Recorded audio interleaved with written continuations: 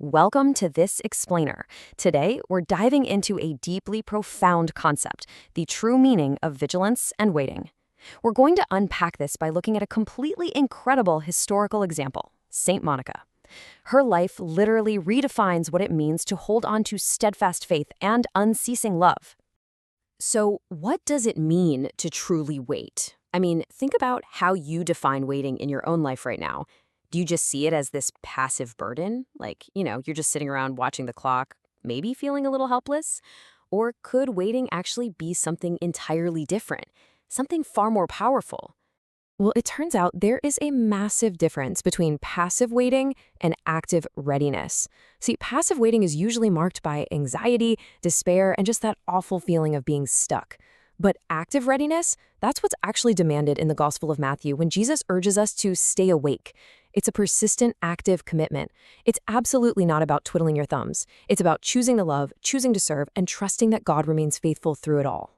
Saint Monica, a model of persevering faith. Let's look at her as basically the ultimate historical proof of concept for this kind of active, steadfast vigilance in the face of some really intense hardship. Okay, to truly appreciate her active readiness, we have to understand the incredibly difficult circumstances she was dealing with. Monica was married to a pagan husband who had a highly volatile temper. So she was living out this incredibly high call to grace and vigilance while trying to navigate severe daily relational struggles right inside her own home. And, her trials definitely didn't end with her marriage. She also prayed through long, agonizing years of total heartbreak for her son, Augustine. He was brilliant, for sure, but completely straying from the path. Yet, and this is key, her vigilance wasn't spent just wallowing in anxiety or despair. She spent those years on her knees in tears, in deep prayer, exercising extraordinary patience. She never, ever abandoned her post. All of this radical trust leads to this incredible emotional crescendo when St. Ambrose famously comforted Monica with these words, "It is impossible that the son of so many tears should perish." I really want you to let the gravity of that sink in. It so beautifully captures her radical trust in God's grace. Theologically, she perfectly embodies the faithful servant who remains steady at their duty, even when the results seem, impossibly far off. And guys, here is the incredible outcome of that unyielding hope. Both her husband and her son eventually embraced the Catholic faith. And Augustine?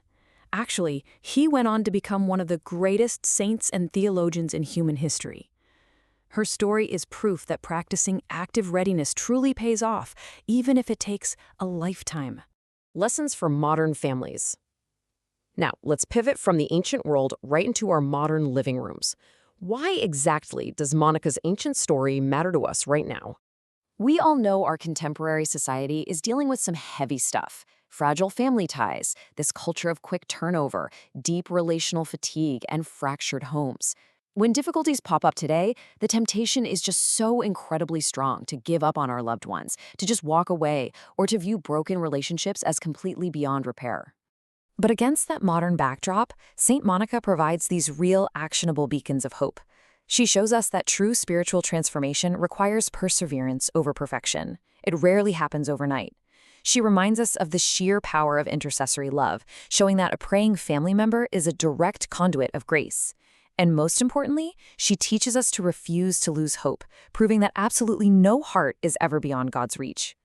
So I want to leave you with this final, provocative question. How can you apply this unwavering patience to the loved ones you hold dear? As you reflect on maybe the fractured or distant relationships in your own life, the source text invites us to cultivate that exact same active readiness, that unceasing love. And hey, maybe even ask St. Monica to intercede for our own families. Thank you so much for joining me for this explainer, and keep seeking those deeper truths.